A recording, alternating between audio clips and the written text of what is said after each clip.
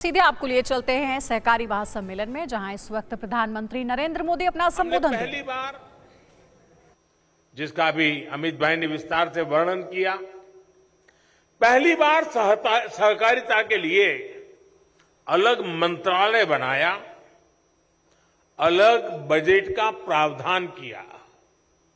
आज कोऑपरेटिव्स को वैसी ही सुविधाएं, वैसा ही प्लेटफॉर्म उपलब्ध कराया जा रहा है जैसा कॉरपोरेट सेक्टर को मिलता है। सहकारी समितियों की ताकत बढ़ाने के लिए उनके लिए टैक्स की दरों को भी कम किया गया है। सहकारिता क्षेत्र से जुड़े जो मुद्दे वर्षों से लंबित थे, उन्हें तेज गति से सुलझाया जा रहा है।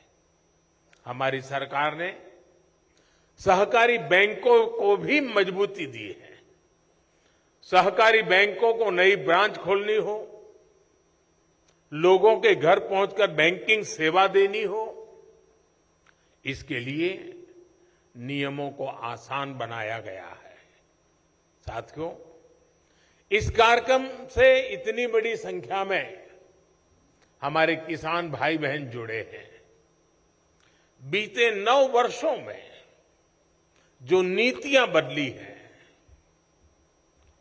निर्णय लिए गए हैं, उनसे क्या बदलाव आया है, ये आप अनुभव कर रहे हैं।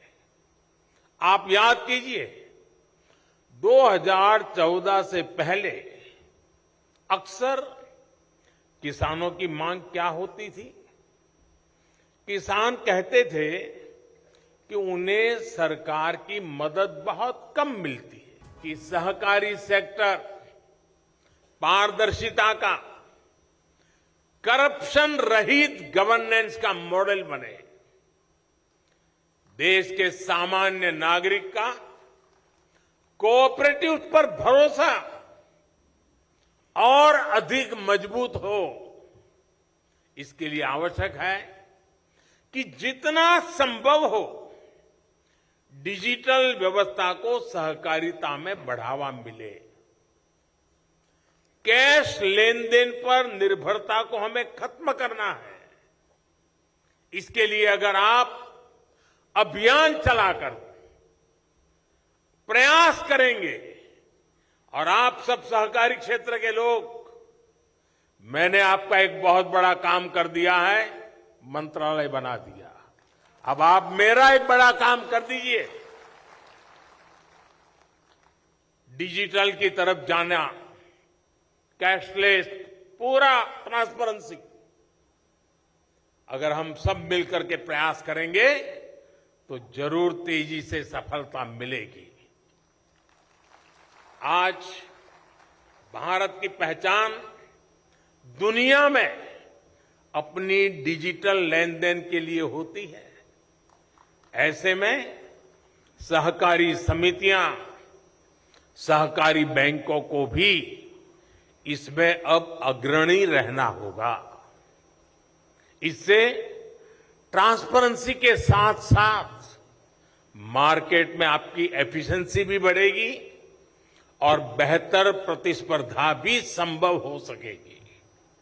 साथियों, प्राथमिक स्तर की सबसे अहम सहकारी समिति यानी पैक्स अब पारदर्शिता और आधुनिकता का मॉडल बनेगी। मुझे बताया गया है कि अभी तक 60,000 से ज्यादा पैक्स का कंप्यूटराइजेशन हो चुका है, और इसके लिए मैं आपको बधाई देता हूं। लेकिन बहुत आवश्यक है कि सहकारी समितियां भी अपना काम और बेहतर करें, टेक्नोलॉजी के प्रयोग पर बल दें।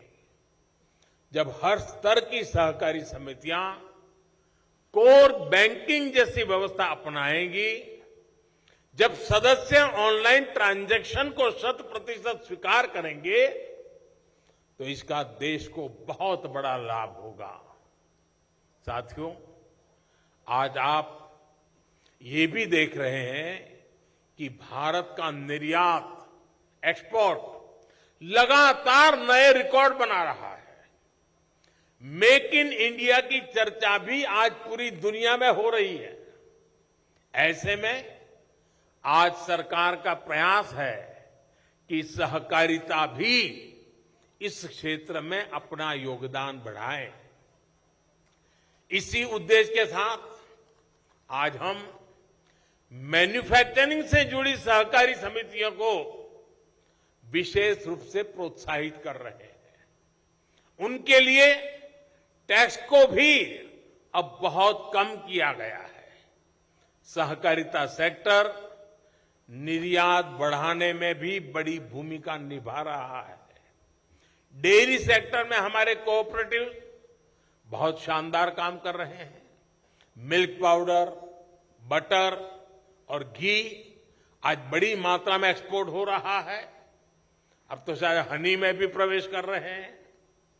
हमारे गांव देहात में सामर्थ्य की कमी नहीं है, बल्कि संकल्पबद्ध होकर हमें आगे बढ़ना है। आज आप देखिए, भारत के मोटे अनाज, मिलेट्स, मोटे अनाज जिसकी पहचान दुनिया में बन गई है, श्री अन्न, ये श्री अन्न लेकर के उसकी भी चर्चा बहुत बढ़ रही है। इसके लिए विश्व में एक नया बाजार तैयार हो रहा है। और मैं तो अभी अमेरिका गया था, तो राष्ट्रपति जी ने जो भोज रखा था उसमें भी ये मोटे अनाज को श्री अन्न की वैरायटी रखी थी। भारत सरकार की पहल के कारण पूरी दुनिया में इस वर्ष को इंटरनेशनल मिलेट्स ईयर के रूप में मनाया जा रहा है।